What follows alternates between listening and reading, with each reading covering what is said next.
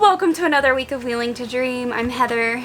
And Nate. We finally decided to do a walkthrough video of the RV.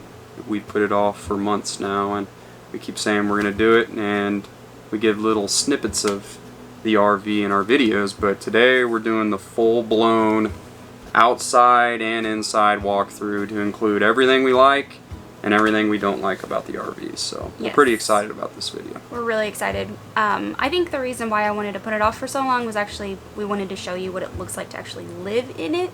Right, and we wanted a little bit of experience in it so we could actually give you guys a good review of Forest River Georgetown. So let's take it away. Let's get started.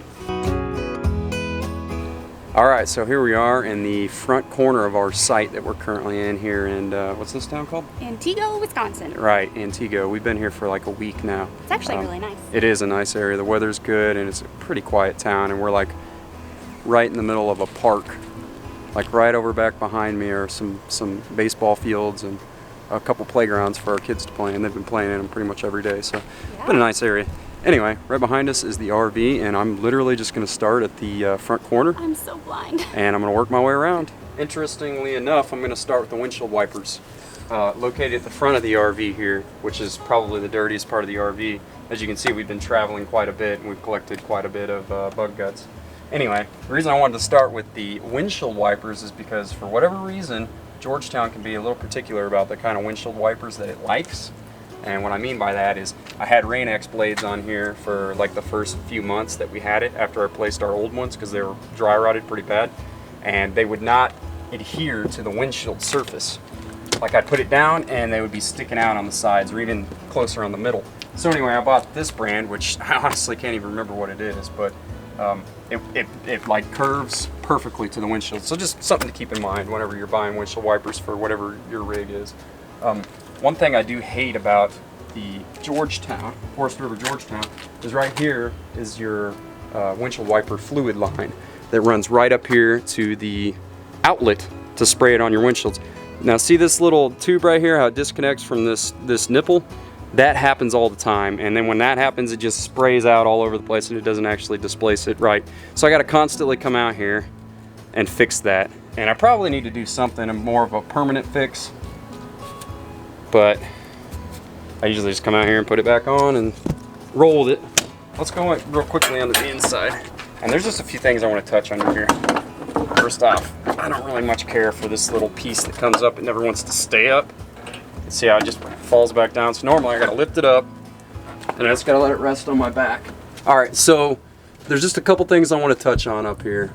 Here's your, obviously your coolant. And then over here is your windshield wiper reservoir, which I go through those probably every few weeks. The biggest thing that I hate about this engine compartment, how it's set up, is this right here. Make sure you get that. That is my oil fill for this thing. I've already done a couple oil changes on it. And if anybody knows, if you get the big 5-gallon jugs of oil, it's pretty much impossible to fill this up with them. So I quit buying those. I end up spending more money on the little 5 or 6 little 1-quart oils to put in here because it's the only way I can do it. That's kind of a stupid design flaw on Forest River. So there's a lot of those that we're gonna go over. Right over here you'll see is our chassis battery. And other than that, I don't really have much of any complaints up under here of the stuff I've had to work on so far. It's a tight little place to work in, but I mean, everywhere is a tight space to work in an RV. Do you want your hat, babe?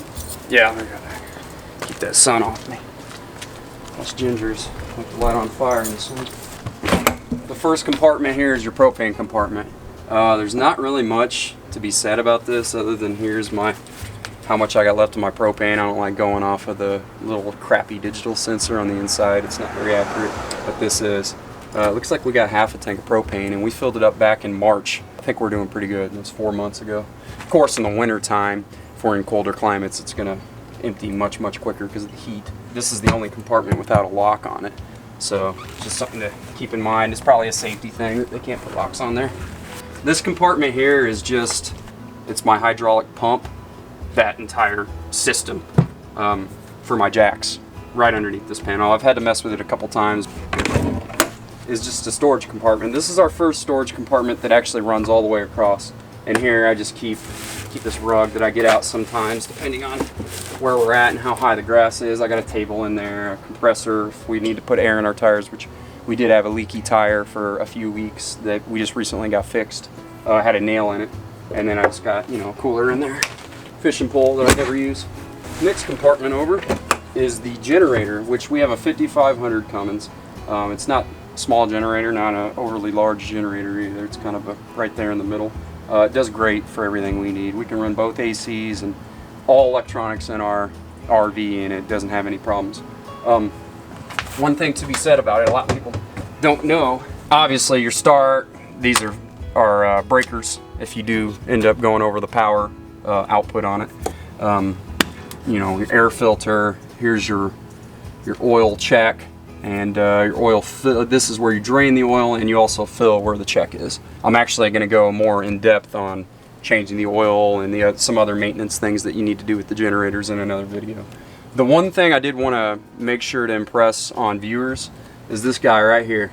A lot of people don't know what this is. This one actually has a sticker on it. So you change this depending on the altitude you're at. And right now I'm actually at 5,000 because we just came down from the Black Hills. But I'm going to move that back down to 0 because we're pretty low. We're probably still a few hundred feet above sea level, but I don't think that's going to matter. It really only matters if you're like a few thousand feet above sea level. Then you need to adjust this. And I think it's pretty much just a choke, more or less. You got to choke it up more if you're at higher altitudes because of the less oxygen up there. Anyway, if your generator's running rough and you're in the mountains, that's probably your problem. You just need to adjust that, and then your generator will run much more smooth. This is our water compartment. So also, this is where we have 2 sewage tanks. We have 2 black tanks and 2 gray tanks on this RV. But I want to say the black is 10 to 15 gallons each, and then the gray is 15 to 20 gallons each. They're a little bit higher than the blacks, and we have, like I said, we have 2. Here's my handles for my gray and my black. I just have them open right now because we've been doing dishes and showering and stuff this morning. It's pretty standard for anybody that has an RV, your city water inlet, your fresh tank inlet, and then your black tank flush, whenever you want to clean out that black tank whenever you're draining it. Little extra water connection here I can use to wash my hands, or if, you know, we're at the beach and whatnot and want to rinse the sand off our feet, we can just use that. It's pretty nice to have that. There's a little light in here, which most of my compartments have lights. That way I can turn them on and see in the dark. I'm out here messing around. And then I just keep a lot of, you know, a few hoses and filters and stuff in there. And then all my water lines and everything are all, well, not all of them, but a good portion of them are all right here. Right here is actually a water filter that we never have put the filter in it. We just use the little Camco ones on the end of the water lines, but eventually we want to get one in there. We just need to figure out how to order it. I know I mentioned it in another video, but I just recently bought these tire covers to protect our tires from sun damage.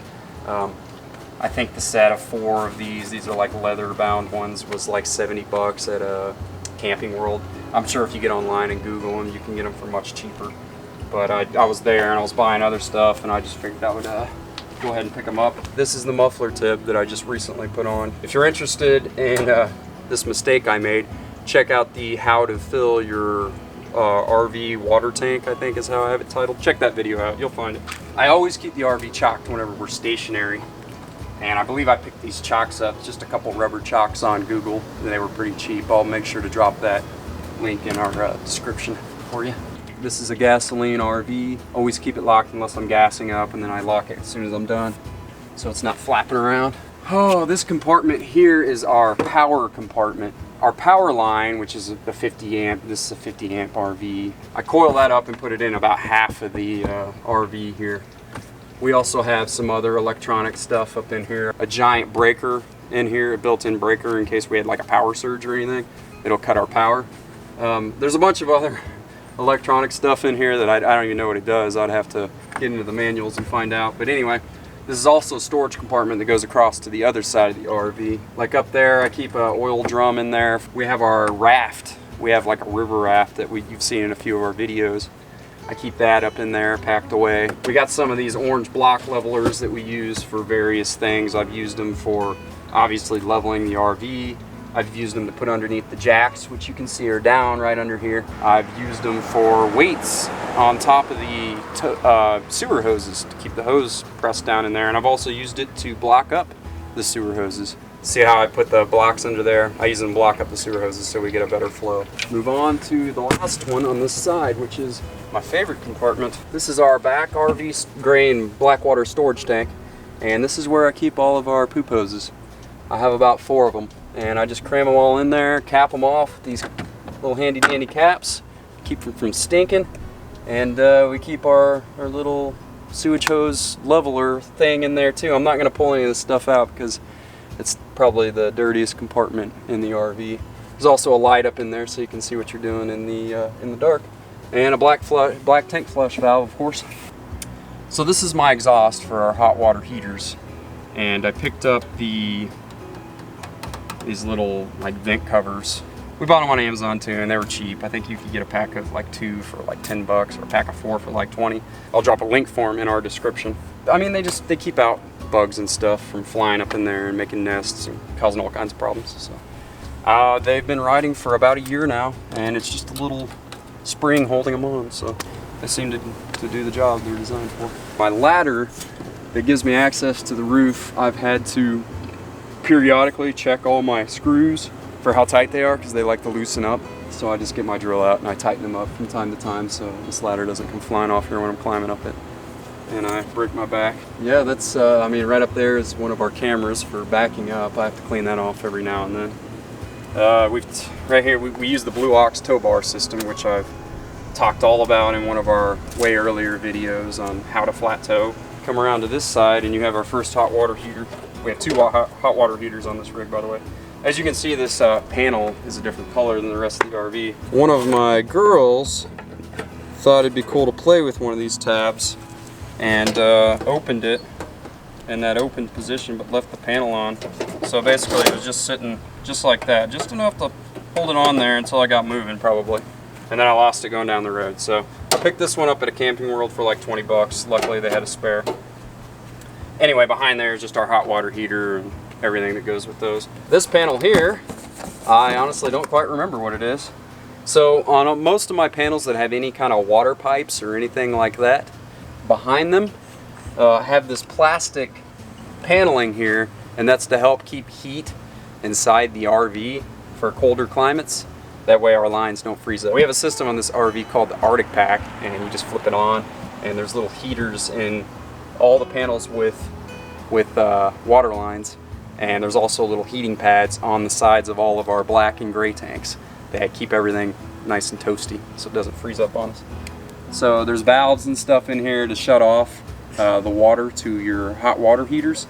That way you can, you know, winterize properly and not damage your water heaters.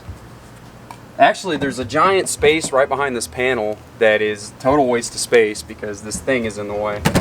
This panel here is a storage compartment to the other side of where our power compartment is. But as you can see, this panel is crammed full, and it's pretty much life jackets and inflatable parts of the raft that I talked about a minute ago. And this is just like a sand cart for beach time. And that's pretty much all that's in there. And that raft is back behind all that stuff. This compartment here is more water lines. This is the bulk of our water lines, actually.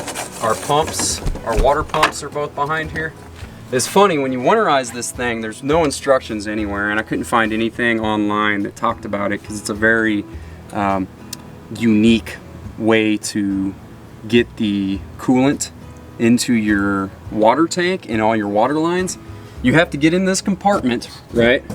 And there's some water lines in here. You got to twist a valve in here. If I can find the right end. Yeah, here we go. See that guy? So you change a valve, you twist a valve in there, and what that does is it routes the water pump to suck out of this line. And then you got to put this line down in each jug of coolant that you're putting into your RV. And I have 2 pumps that go to 2 ends of the RV. So you got to do it for both sides, for both pumps, to get the coolant all the way throughout your RV. Luckily, we travel full time now, and we really don't have any need to winterize anytime soon. But if anybody wants more information on how all that works, just say something in the comments, and I will more than likely, if there's enough people that want to know how that works, I'll make a video on it. I'll just show you guys exactly how it works. This is another compartment with one of these insulating doors on it, and all that's in here is some more water lines on one side, and then the other side is our inverter. We have a 2,000 watt inverter, and that basically just runs our refrigerator when we're driving down the road, because our refrigerator does not run on propane. It only runs on the generator or on batteries, and this inverter will invert that 110 connection in there that the refrigerator draws off of our chassis battery, and then the alternator will keep it charged up as we're driving. And I actually found out recently that I can, oh sweet, damn cap. I found out recently that I can run that inverter, or run the refrigerator off the inverter off of our house batteries, well, pretty much all night long, without anything charging the batteries up, just the refrigerator on, and as long as it's already cool, it'll run all night on our batteries. But in the daytime, it only runs for about 4 or 5 hours, and then the batteries need a charge. So, depending on how hot it is, sometimes less, sometimes more. This is our front hot water heater. Right here is just a simple little, it's a propane connection straight to our onboard propane tank for grills. This compartment here is actually just a single storage compartment, and that's where I keep the grill and just a couple other little things, extension cord, some of those grill propane things. And then in here is where we can access our outside power if we want to plug in any appliances outside. This is the other side of that front storage compartment that I mentioned earlier from the other side, and I just keep tools. I keep this little box in here, and I keep a bunch of tools in it. This panel here is our battery bank for the house batteries. These are all deep cycle batteries. They're not lithium, unfortunately. It's just your standard deep cycle batteries. Eventually we do want to upgrade these to lithium batteries and install some solar panels to help to run our refrigerator. Right up here are a couple breakers that I didn't even know about when I first bought this thing, and when I was trying to use the RV leveling system, it kept blowing one of these breakers, and I didn't know it. And I was trying to do all kinds of other troubleshooting before I realized to pop the breaker back in. So anyway, if you have a Forest River Georgetown like this one, just know that you may have some breakers in here. And a little red thing pops out whenever they're popped, and you just push it back in. We do have an outdoor TV. We don't use it very often. Every now and then, if we're like cooking outside, breakfast or whatever have you, we'll switch it on, and you can turn this on and actually get sound through these speakers instead of the crappy little TV speakers. We got a Roku hooked up. I will mention that our paint job on this is an actual paint job, and it's not vinyl wrapping like a lot of these have. So electronic steps. I guess the last thing I'll touch on while we're out here is our awning. About the awning, I like it, and I like that it's electronic. What I don't like is how high it sits. I'll tell you why in just a second. But just real quick, I'll reel it in for you. So I don't like the awning being so high because we get a lot less coverage, and the only way Forest River's answer to this was these little adjusters. Basically, you just loosen that wheel, and then you got to pull the awning down and then tighten it back up. It's not really that difficult to do. This side's a little bit more difficult because you can't reach it, so I usually have to get a chair out or use the table at the RV sites, whatever I can to get up here, loosen it, pull it in, tighten it back down. So it's kind of a hassle to do that. It doesn't really give you a whole lot more shade. It gives you a little bit more. But what is irritating about it is those things, these little wheels, sometimes will not hold the awning down. It'll shoot back up on its own, even when I tighten them down as hard as I can. So I don't bad on you, Forest River. You should have thought out that design a little bit more and made a better product. Anyhow, I think that's pretty much it for the outside, and we're going to take you guys onto the inside of the RV now. So I know it's everybody's favorite part, so let's go on in and check out our ride. Alright, here we are on the inside of our Forest River Georgetown, and I'll just start at the door and work my way around here. So up here we installed just some little command hooks to put our keys and sunglasses and other little things like that on. It's kind of convenient. Up here we have This system right here is basically our sound for the TV back behind me. It's so it's a DVD player and a CD player, but it's not a Blu-ray player, which is a 2016, so I was a little bummed out about that. Luckily we have Xboxes and PlayStations to use for that stuff. But compartment right here I like to call our light cabinet. It's where I keep my flashlights, my lantern, anything that has to do with illumination. And then I just got a couple of little odds and ends in there. Right down here, we use this as one of our plugs. We use it for charging mainly. It's just a convenient place. Put stuff up on the counter there. We've got a fire extinguisher for the coach, which I try to check every now and then to make sure it's still good, and it is. Down here is just some paneling for the coach itself. This is our all disconnect for everything in the coach if you wanted to like leave it stored for a while. Switch for the awning outside that I already showed you. This little switch right here turns your steps on or off if you don't want them opening and closing every single time that you open the RV door whenever the key's still in the ignition. And then right here is just my awning lights. There's one of them is just a little brown light that the bugs aren't as attracted to, and the other one's my LED light bar. Right here is our inverter switch. Right here you'll see one of our outlets, one of our heater outlets. There's only a few of them around the coach, so I'll point out each one. We have a little table here. Comes out easy enough. We usually just leave it up all the time. We have our two captain's chairs. They're leather bound-ish. The leather's already, or I should say the synthetic leather is already coming off in some places. Up here on our heads and then back on our other couch. I'll show you later on.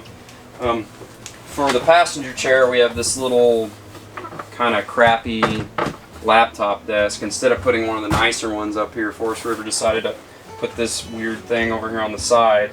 Yeah, not much to say about that.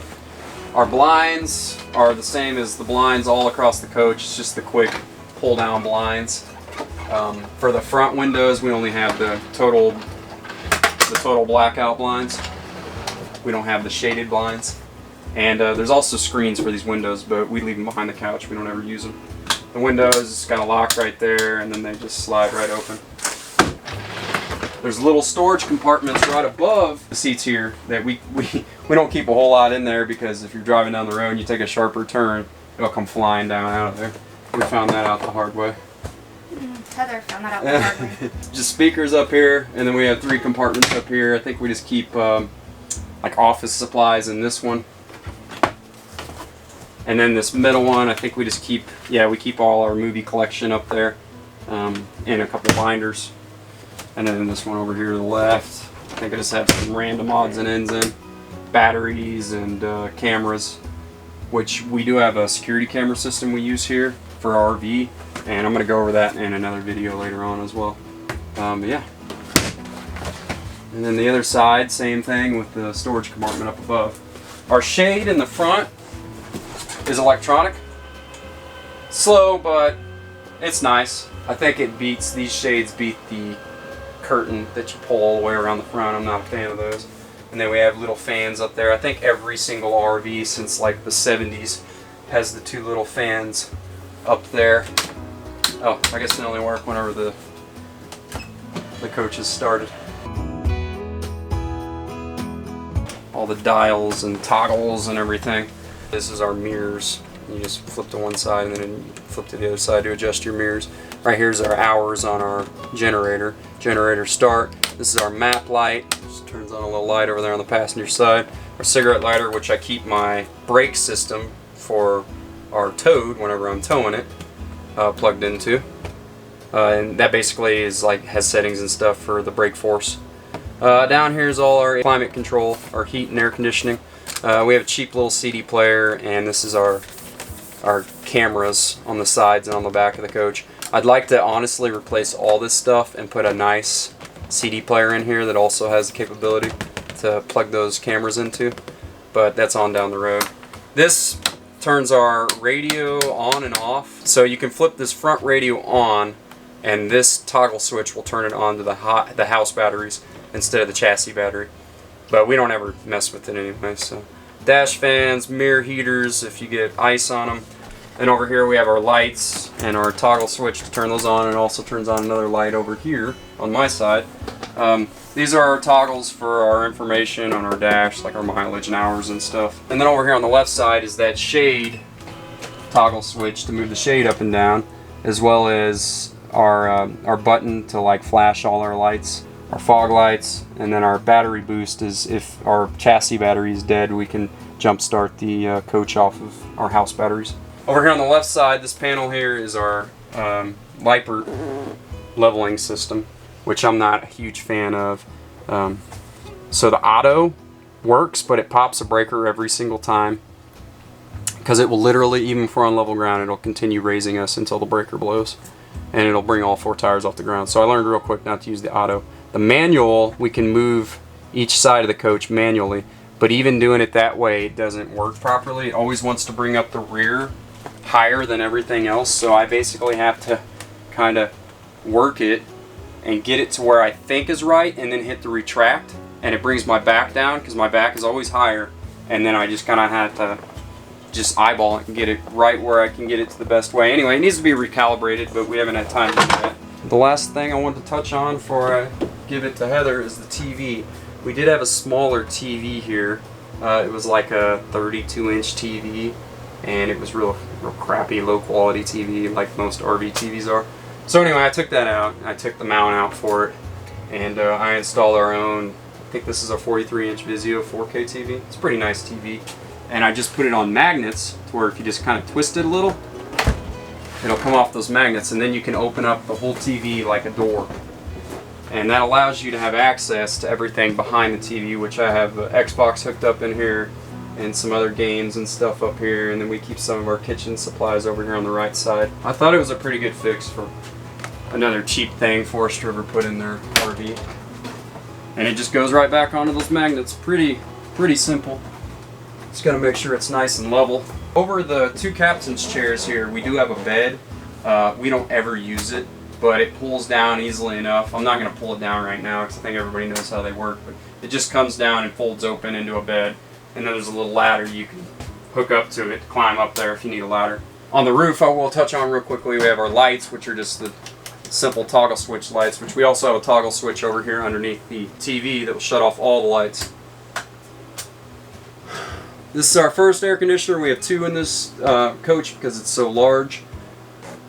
And then we have air conditioner ports all along the coach, all the way to the back. We also have speakers for surround sound, 2 here, and then 2 in the back over there. And then this is our smoke detector here. And then if you just follow me back over here, we have our TV antenna, which we never use because we just stream everything that we watch. Here we have a vent fan that has a cover on the top that'll allow you to run this vent while you're going down the road, because the cover protects the vent from blowing off from the wind. So that's really convenient. And then here's those speakers the other 2 speakers I was telling you about. Welcome to our huge living room. We have this crappy couch that Forest River installed in this RV. We really liked this when we bought the RV. This was actually a selling point for us, right? It's leather.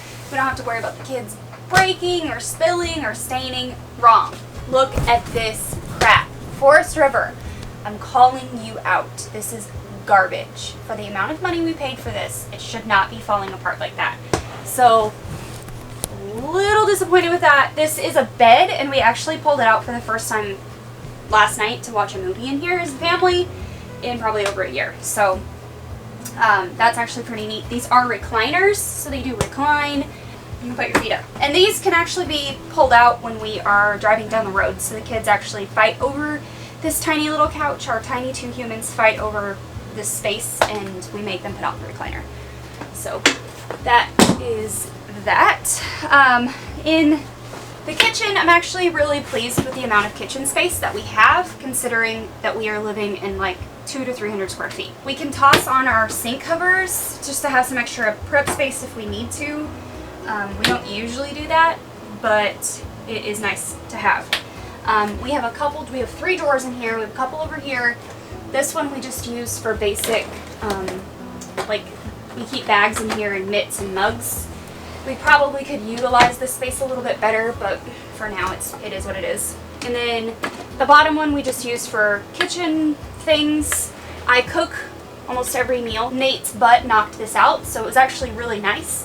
So when we're driving down the road, we can pull our cord out and hook into our inverter so the kids can charge devices or watch TV. We have some under sink storage, which under the sink I keep all of our chemicals. I store away my diffuser when we're traveling, and then I have some pots and pan lids under here, and my paper towel holder that my husband has never reinstalled. I have reinstalled it multiple times. It keeps falling off there because it's garbage. Pretty standard silverware drawer. I keep oils and things in there too. And then this was a must for us. We had to have a cabinet where we could keep our trash can. When we were looking at RVs, almost every single one that we looked at didn't have a place for a trash can. Pretty standard 3-burner stove. I've got it covered with dishes, so I'm not gonna open it up right now. Pretty disappointed with the fact that this broke. We don't even know how, it just broke. And then a standard oven. One thing I will mention, if you are going to RV full-time, okay? If you're gonna RV full-time and you're going to cook in your RV and you wanna bake, get yourself a pizza stone. This was on Amazon for like $25. It's a 12 by 12 square pizza stone. It deflects the heat around and makes it bake more evenly. I have baked cakes, I've baked pies, I've baked cookies, all things in here that I did at home. So get yourself a pizza stone. We do have a convection microwave and oven. So it is really clean right now for you guys. But yeah, that's just pretty standard, and every Zephyrian, every RV has one these days. We keep our pots and pans stored up here, and then I also store some in the oven, so that's just pretty standard. If we spin around over here to our eating dinette, both of these open up and there's storage underneath. On one side I have just like small appliances. Nate has tools in here, and then we keep like cereal boxes that we don't have the containers to store them in, the cereal. So just small appliances and like crushable things, and Nate's tools, because he's a fixer. Gotta have that. And then up here, which it's pretty disorganized again, but up here we have our pantry storage. Like I said, it's really important for me to be able to cook. It's something that I enjoy doing, so we need a place for food. So over on the very far side, we have just our few dishes. We just have enough cups and plates and bowls for each of us to use each day. And then I actually bought these containers on, or at the Container Store, but you can get these on Amazon. These are actually garage storage containers that stack, and they would actually hang if you wanted them to hang in a garage. So I just bought these from the Container Store, but like I said, you can get them on Amazon, so we'll drop you a link. When we bought this, the valances came all the way down, and you couldn't sit in this comfortably. You couldn't sit in the bed comfortably. You couldn't sit on the couch comfortably. It was just so annoying. What we did was we took the valance box off the side, right? We took this off the side and we left the box up. And what I did is I just got some pins. They're just push pins. And I got some heat and bond iron-on tape and fabric that we really liked, and we made some valance covers just to cover the ugly valances. It was a cheap and easy fix for me to bring some color and life to the RV without having to completely remodel. We are not one of those couples that wants to remodel and paint and do all the things in here, because we want to sell this eventually, so I don't want to put the money into it. So I just covered it with some pretty fabric. There is a tutorial, I'll link it in the description, that has gone so viral on this. People apparently hate valance boxes. So, alright, so we installed a map, which you will see in some of our travels on Instagram. We feature it on there a lot. We got this from Etsy. I can link the seller for this map on Etsy. It took me 6 months to find a map that I like. Moving on, we have our residential refrigerator, which Nate mentioned when we were going through the outside. This bad boy is where we keep most of our pantry storage, because we don't have, as you can see, a lot of pantry storage, but it's just a pretty standard residential fridge. I keep a lot of our dry storage, sugar, flour, rices, pastas, things like that in the fridge and freezer. And there's a drawer that pulls out up here. So I bought these containers. These are a lifesaver, guys. I paid like $25 for all of these containers. They have the pop lids and they pop up on the sides. Absolute lifesaver for storage in this RV. You can get rid of all your boxes and things that way, which this one I just need to put back in there. But rice, all the coffee, pasta, sugar, flour, all of that goes in these. And then I just have containers in here to store spices. So this is where we work, we homeschool, we eat, we pretty much live here, right? During the day, the sun usually half the day gets, you know, blasts us. So we've got 2 sets of blinds on the back windows, which on the front we only have the one, which is this one. And then the back we have these shades. So there's 2, so that's really nice, and they're all on rollers. The hardware that holds them in place will break free from its bracket, yeah. And I have to get back up there and screw it back down, so yeah, it's not fun. One thing that I forgot to mention up here, just some extra organization. We got these baskets, which you'll see one in our bedroom. We got these on Amazon. They're really cheap. And this one just holds all of our electronic remotes and things. We threw a clock up so we know what time it is, even though most of the time we don't know what day it is. No. Come on back here. Shit, I don't even know what month it is. The girls have curtains on their bunk beds. They have their own space, so this was really important for us in an RV. We wanted our girls to be able to have their own place to retreat to and have privacy. So they have their own bunk beds. In their bunk bed, they have a TV with a DVD player, which we don't use very often. Typically, we make them watch TV up front. And then it has a shelf, which is really nice for them to be able to store some stuff. And there's a net on the wall over there. Other than that, they don't have a lot of storage in here, so our solution for that is actually in the toddler's bed.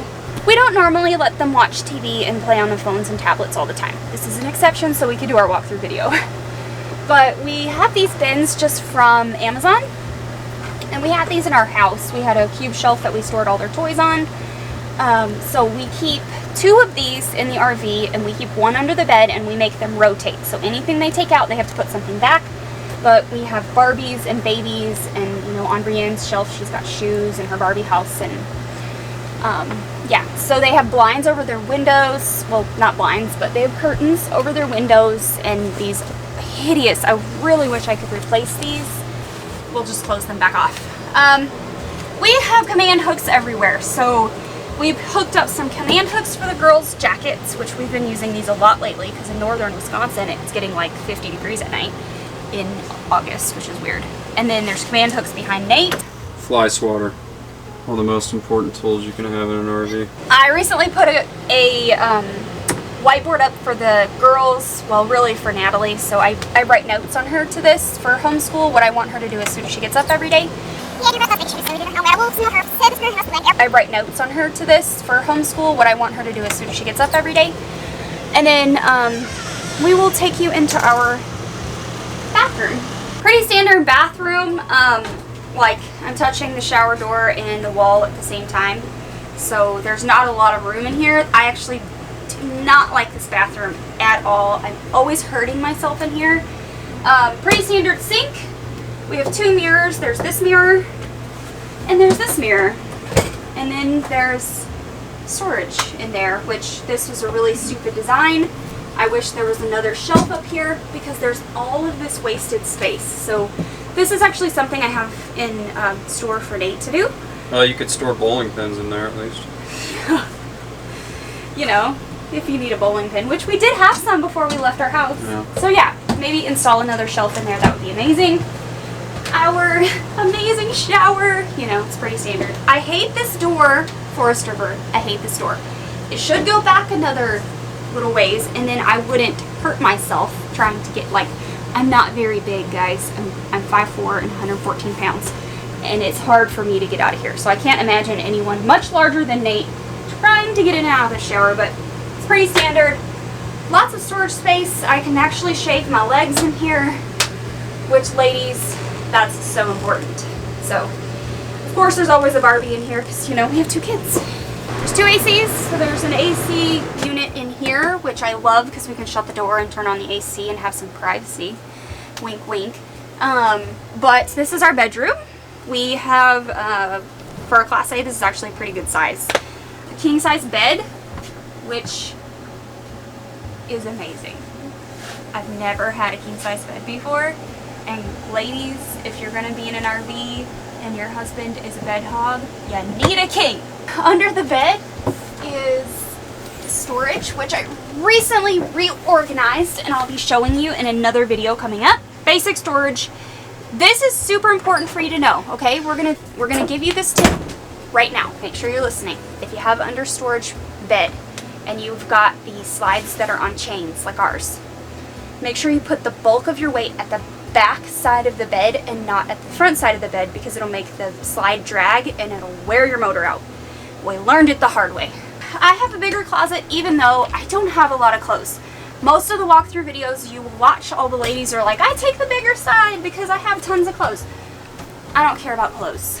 I have a few drawers with like pajamas and stuff, but I store everybody's jackets in here, Nate's suit in case we need a going out night, medicine. I have nails, like that's my thing, is to do my nails. So I have a couple containers down there, and then just basic storage. Lots of drawers in here, tons of drawers actually. Natalie's clothes are down here and all of Rianne's clothes are up front. And then, you know, basic socks, underwear, workout clothes, all of that stuff. Nate's tiny little closet, and then our PlayStation in the back, which is hooked up to this TV, is in there. Pretty basic little TV setup, nothing special. We don't have surround sound back here. We do have some storage and some breakers above the bed, so as you can see, we've got some beach towels and some just miscellaneous things thrown up here. Another one of the baskets that you saw up front, and then Nate installed this very annoying plug over here near my head. So don't forget about our end tables. I have charging port. Wait, make sure you mention those end tables Forest River installed for us. Okay, guys, look at these amazing end tables. I mean, I can really showcase them. I can hold a book on there and some water, and that's about it. This is ridiculous, Forest River. Like, we need. What is all this wasted space over here? You could have put a better table in. We have this nifty little shell that I rescued on the beach. Show them my shell. This sucker's huge. I use it for a door stopper. Let's just quickly talk about this door, okay? Our GFI outlet is in this bathroom. The slide comes in. This door has to be closed in order for this slide to come in.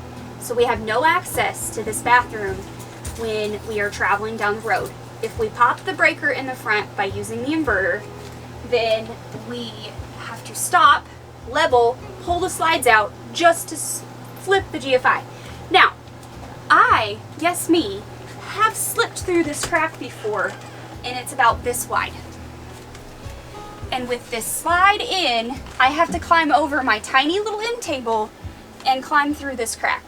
That's just really annoying, Forest River. Like, this should be a slider door and not a closing door, or your GFI outlet needs to be somewhere else. We plan to fix it eventually, which I'm going to release in a video down the road. The bathroom.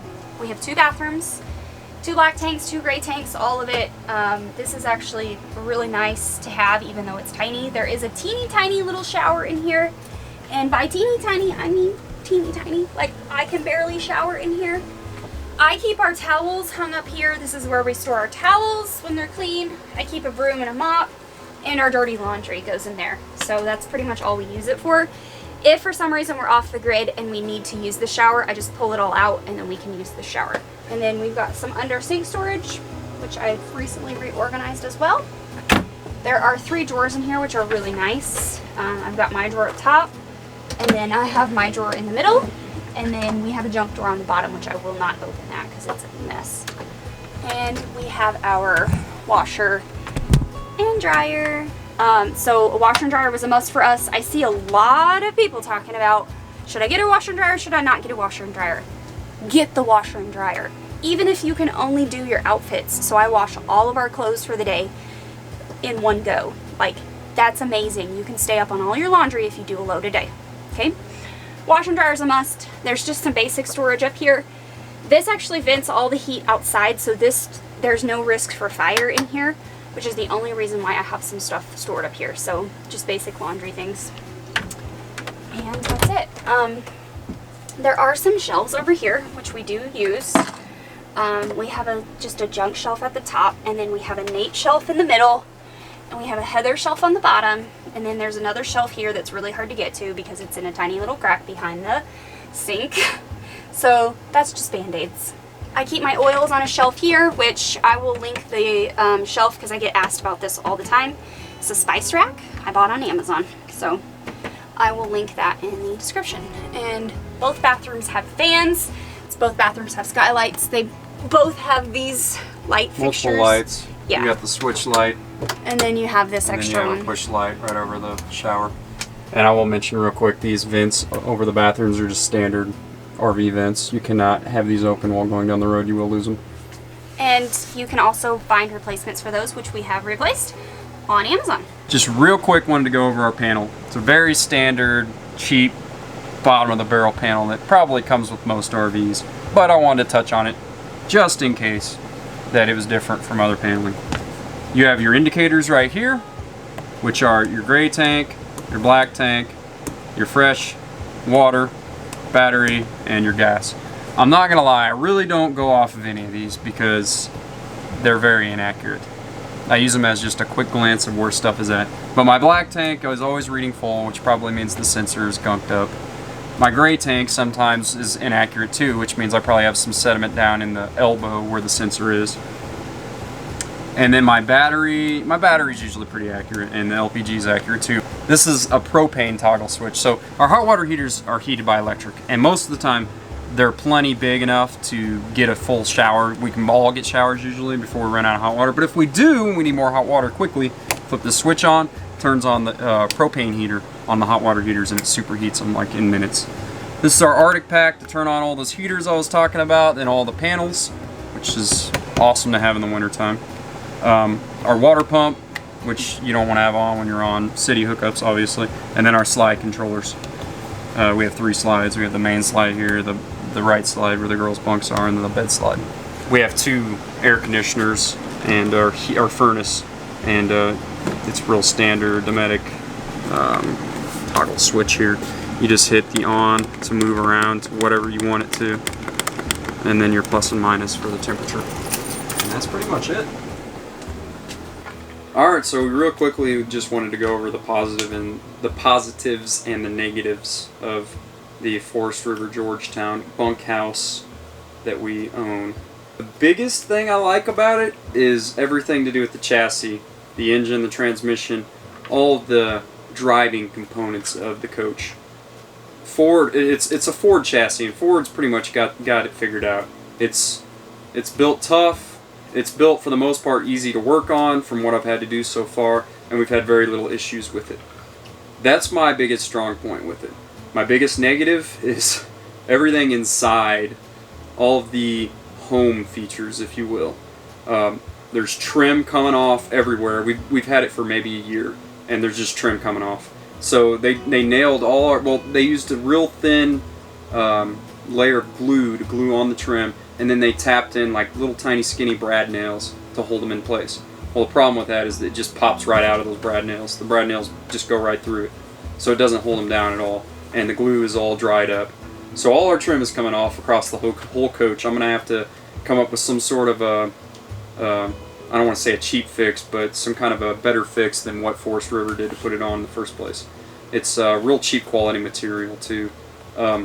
Heather already mentioned the GFI breaker in the back, how if the coach is closed up and our GFI trips, like if we're sitting in Walmart or something with everything closed up and we're running off the generator or whatever have you, and that breaker blows, then we have to take that slide out in order to get back there to reset it, unless she wants to slip through that tiny crack.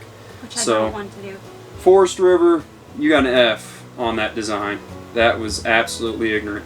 So in every other RV that we've been in, which their outlets in the front work when they're driving down the road, All of our outlets in this RV are turned off except for the one the fridge is plugged into, which we put an extension cord and we put a double outlet there. So Yeah. we can only run one plug in here when we're driving down the road. We don't have any other power. Off the inverter. So they have disconnected so basically you have to have an inverter to invert your battery power to outlet power. But the inverter only runs off of one outlet, basically. So I guess they could have made a better design. But she mentioned the outlets. Another problem with the outlets that we have is most of our outlets that have appliances plugged in only have one plug. Why would you? They put in a full panel outlet and they have one plug on them instead of two plugs. So what I've done, because a lot of our compartments, like where the TV plugs into, has other things that I want to plug in there. Instead of plugging a power strip in and using all that, I just use like a splitter. And I just plug in one other appliance at a time, which can be annoying, but I really don't want to have an electrical hazard everywhere with power strips. So that was just a quick, easy fix. But why install plugs that are going to take up the space it takes up for two and just install one plug? There's tons of plugs like that in this whole coach. It makes zero sense. Another thing I really hate is the desk up front, which Nate mentioned earlier. When you're driving down the road, it bounces everywhere because it's wood. It's not level like it does this number. So I'm literally like working at an angle like this driving down the road. I hate that, and I hate that the storage above my window and Nate's window, like it's not even like he was going fast, but he made a slower turn and there was a bump. And all of the stuff that is normally up there, I ended up taking it all down. It fell in my head. Oh, the cheap couch, which we did mention. All of the leather in here is all coming apart. It's all falling apart. And they had just fixed it when we bought the RV, and it's already coming apart again. We've only been in here for 5 months. And it looks like this. I can't imagine what it'll look like in another 5 months. We're going to have to replace this couch. It's a matter of time and money. So the bottom line is, when we bought this RV, we intended to travel full time, and we were on a budget, and we couldn't go over a certain amount of money to be spent, and we were right at about at the roof of how much we were willing to spend for a full-time RV, and this was about as close as we could get to an RV that we needed, that we needed to do what we wanted to do. Right? Well, the quality of this RV, even though we paid quite a bit of money for it, the quality is still pretty low down. Other than the chassis, everything on the engine, the motor, everything Ford did, good to go. But everything inside the coach, the Forest Rivers part, is all cheap. Everything is cheap quality wood, cheap quality floors, the trim's cheap quality, all the furniture in here is cheap quality. They use the absolute cheapest products as they could to push this rig out. And I've looked at other rigs that are more expensive and they have much higher quality components and things in them. I guess we can't complain too much because, I mean, really in the end you get what you paid for, but at the same time I do feel like Forest River, you know, they could have put out a better product. And we've looked at some newer Forest River bunkhouses like this, and they fixed a lot of the issues that we've complained about. But they switched the GFI, the inverter issue, the desk up front, like the doors, the sliding doors we showed you. All of that stuff they fixed, so that was kind of nice. They actually changed out the fridge. It's still a residential fridge, but it runs on gas and electric, so they upgraded that. Like it should. You know, they fixed a lot of our gripes in the 19 over the 16. It's in three years they have fixed these things. So we wanted used. We had all of the shakedown done prior to us taking this off the lot. I don't know if I had to do it again if I would have chosen this one. What about you?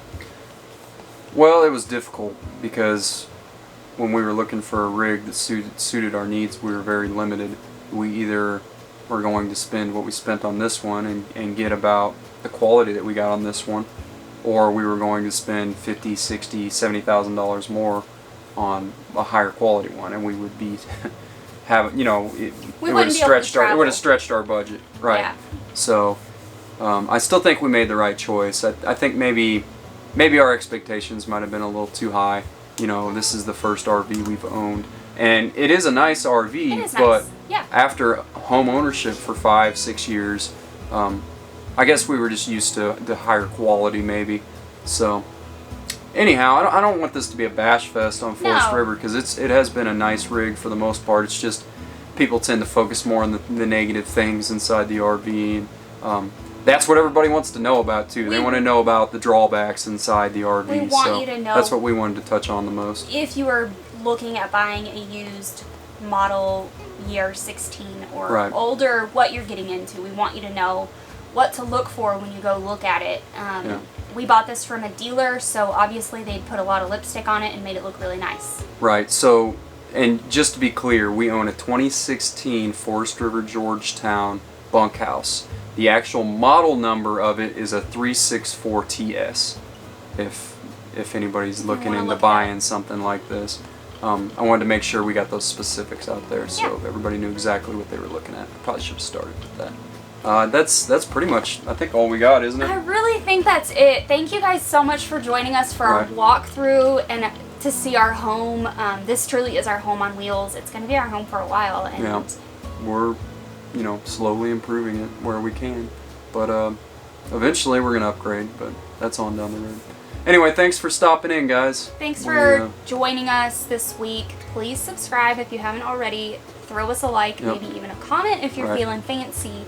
And we will see you next week. If we were wrong on anything, or if there's anything that you guys had questions about, make sure you drop them in the comments Yep. below. Let us And know. let us know, and I'll try to get back with you as soon as I can. Thanks. Bye.